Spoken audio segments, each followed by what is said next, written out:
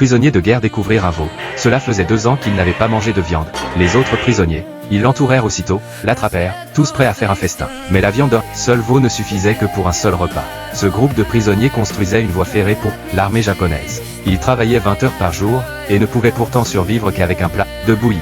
Finalement, la voie ferrée fut achevée. Cependant, un officier japonais remarqua qu'il manquait une pelle dans le dépôt d'outils. Pour empêcher les évasions, il donna un avertissement. Si vous ne rendez pas la pelle, vous serez tous fusillés. 3 minutes passèrent et personne n'avoua. Juste quand l'officier était sur le point d'ordonner l'exécution, un prisonnier au chapeau de paille s'avança. L'officier lui arracha la pelle d'un coup, le jeta au sol puis commença à le frapper violemment. À ce moment, un soldat japonais annonça qu'il s'était trompé dans le comptage, après s'être rendu compte qu'il avait tiré sur la mauvaise personne. L'officier furieux déchargea sa colère sur son subordonné en le frappant brutalement à coups de pelle.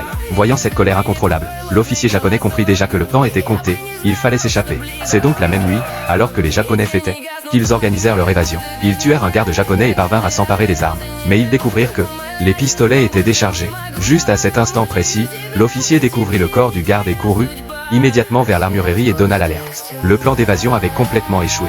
Au lendemain matin, les prisonniers furent emmenés un par un pour être exécutés. Quand arriva le tour de Jack, un prisonnier chauve s'avança et dit quelque chose à l'officier. Chose surprenante, l'officier lui épargna la vie. Puis, les Japonais firent sortir le prisonnier chauve du camp, à le traîner devant tous, et l'ont cloué vivant sur un poteau de bois. Aucun des prisonniers ne il osa émettre un son. Soudain des avions alliés ont survolé la zone et les prisonniers étaient euphoriques.